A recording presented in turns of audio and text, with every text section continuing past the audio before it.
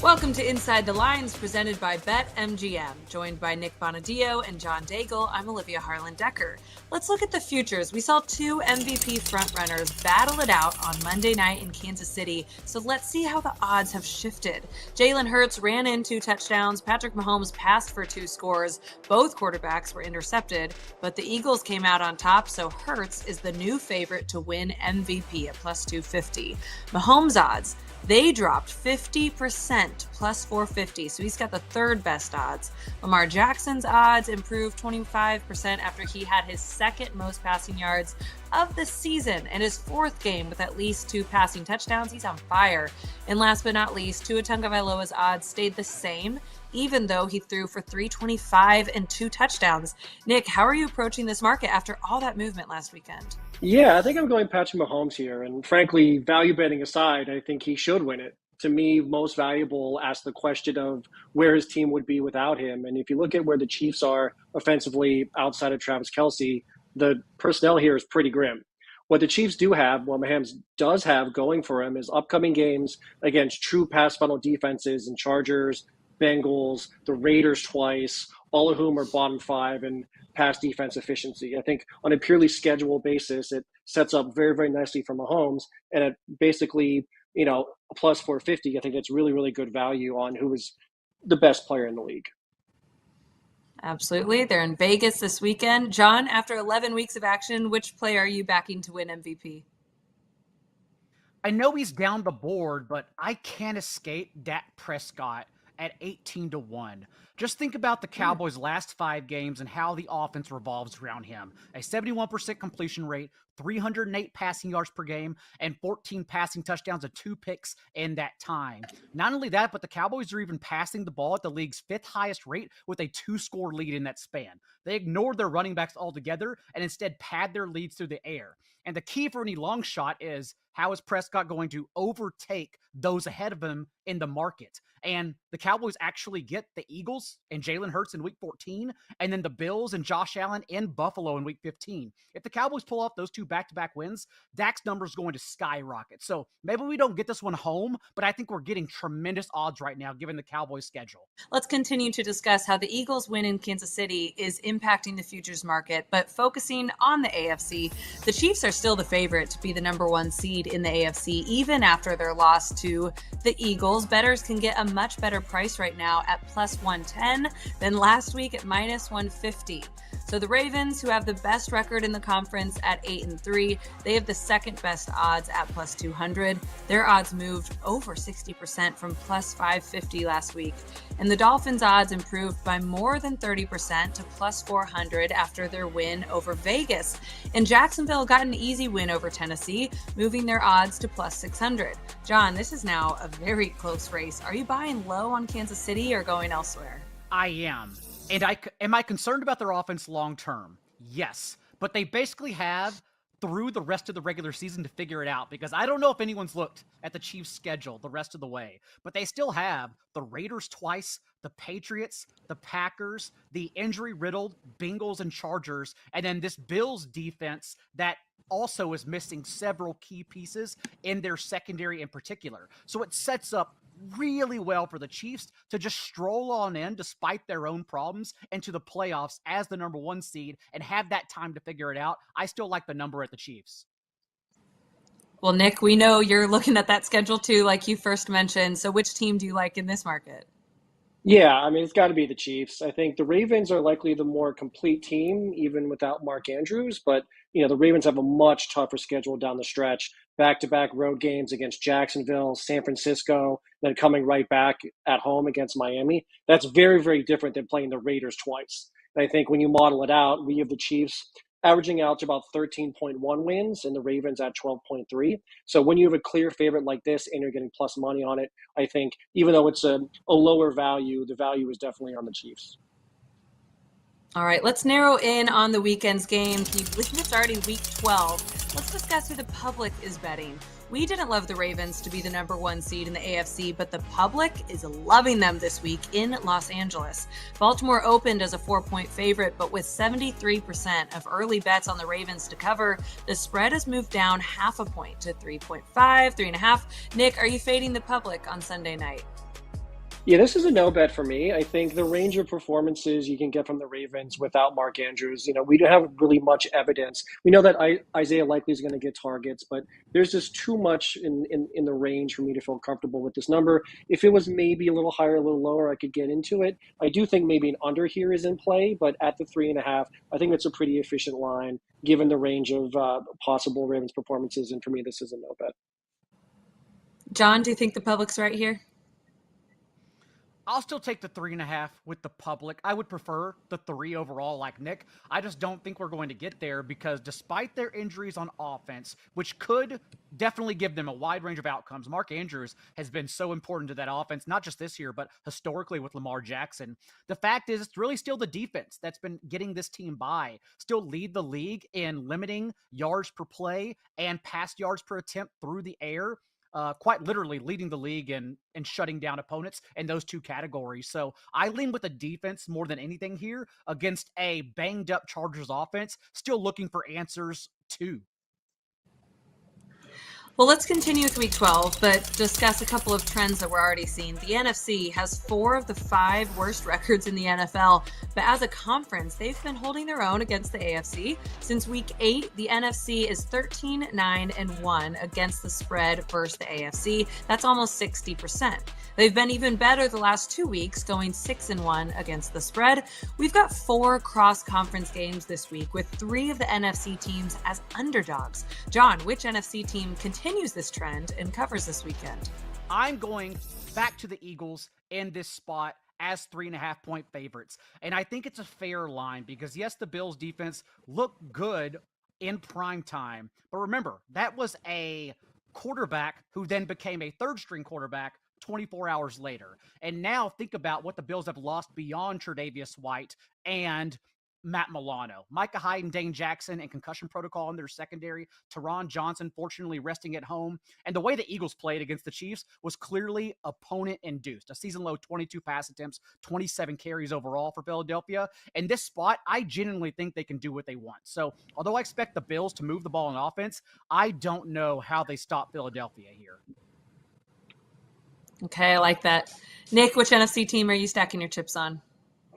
Well, it's going to be tough, but I think I'm going to take the New York Football Giants against the Patriots. I mean, look, when you're talking about the Giants and the Patriots, it's kind of like a food critic analyzing the Olive Garden. It's kind of why are you wasting your time doing it? But since you asked, I feel like I'm obligated to tell you that for as many problems as the Giants have, the Patriots are even worse.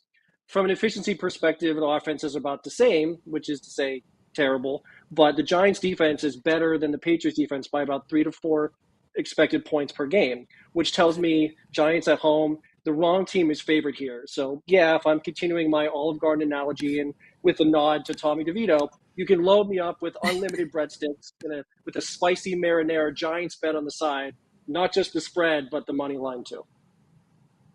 I love it. Touchdown, Tommy. I love it. Now I'm hungry. Okay, sticking with trends. We have 6 divisional games this weekend, and 4 of them have been one-sided as of late.